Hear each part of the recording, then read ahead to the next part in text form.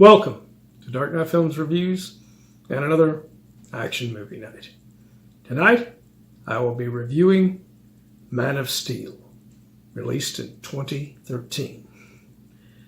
Man of Steel stars Henry Cavill, Amy Adams, Michael Shannon, Kevin Costner, Diane Lane, Laurence Fishburne, Russell Crowe, and Christopher Meloni. Man of Steel was directed by Zack Snyder. Now this one, just like Batman Begins, was written by David S. Goyer.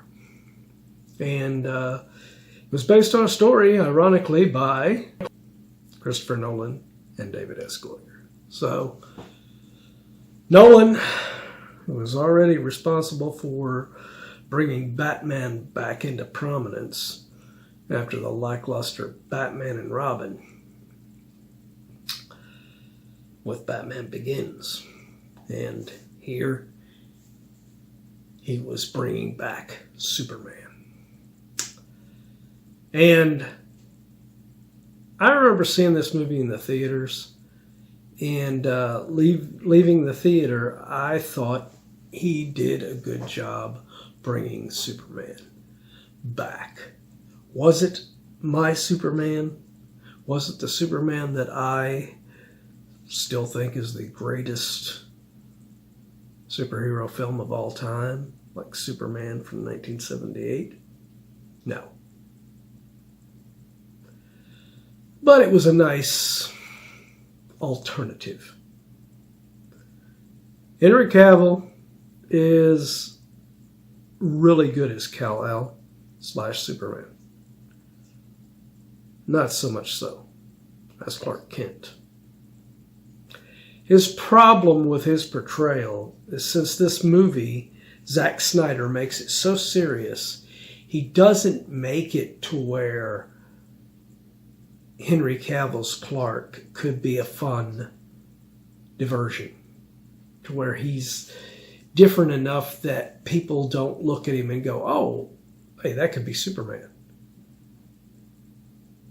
He just looks like a total badass, just wearing glasses. I mean, just because you do this doesn't make people look at you and go, oh yeah, that's not that total badass guy, you know. It's like if I played Nick Wilson in one of my movies, which Nick Wilson was known as a badass character. If I walked into a room in that storyline with these on, nobody's going to look at me and go, oh, that's not Nick Wilson. He's not here to kick our ass. Yes, he is there to kick your ass. This is the same way. I mean, there is nothing about Henry Cavill that screams nerdy or geeky or anything that would make people believe that he's not Superman. So,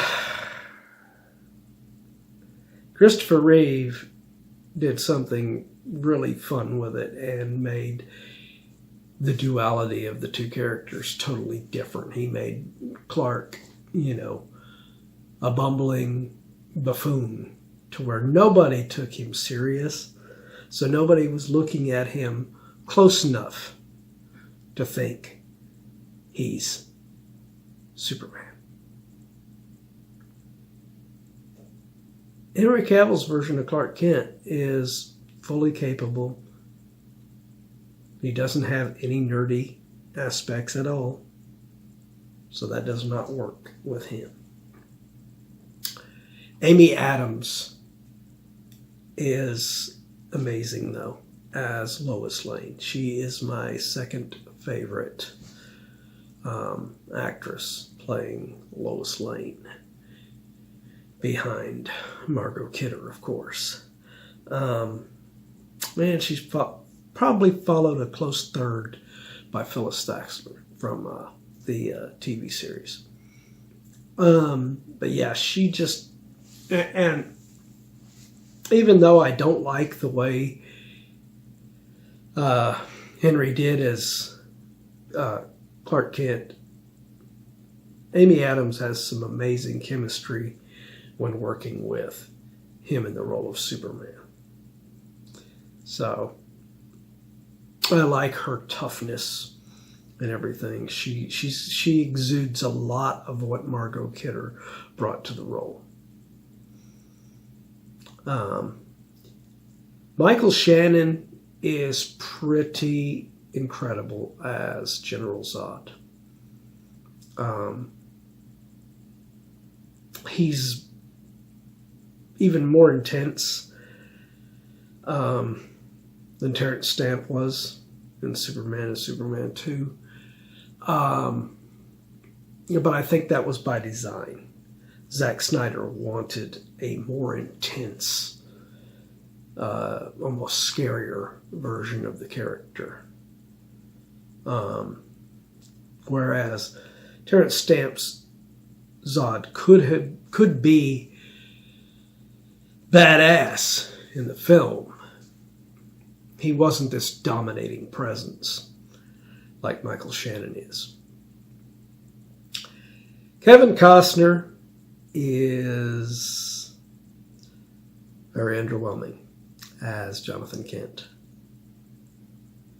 But his leading lady, his wife in there as Martha Kent, Diane Lane, is incredible. I liked her performance in this.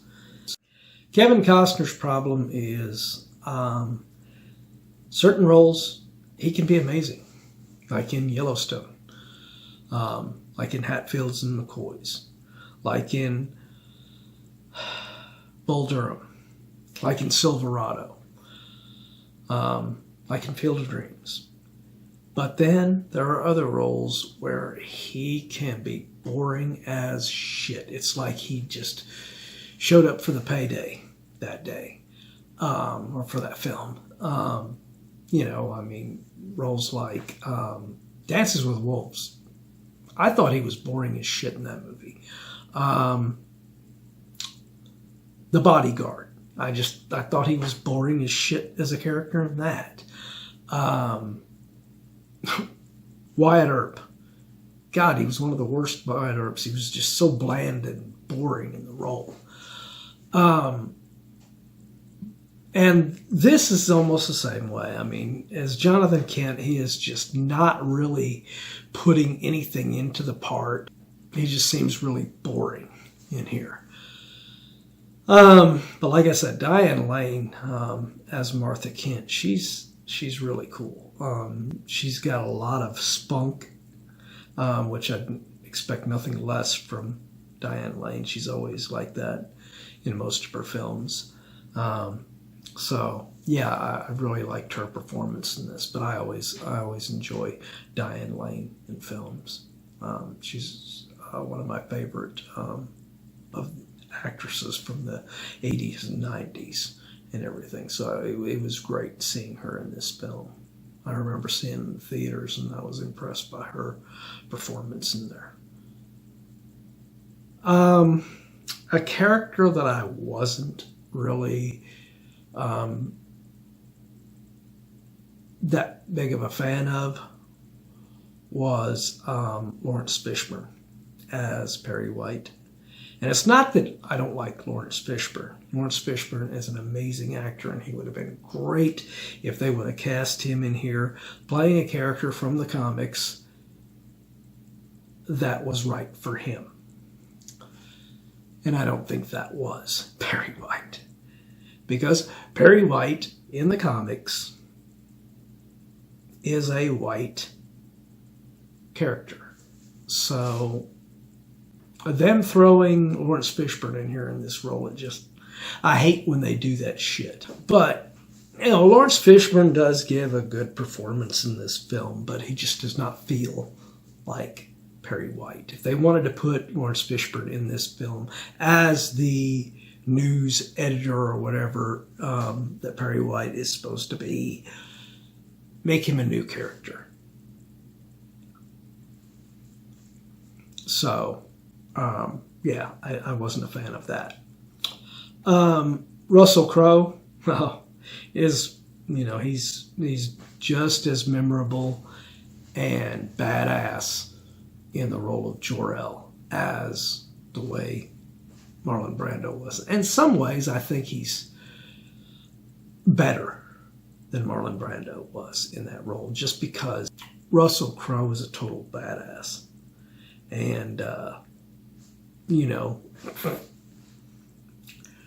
can't look at Marlon Brando and think he's a badass. So, even though Jor-El's not supposed to be a badass, but when you look at Russell Crowe, that's just what you see.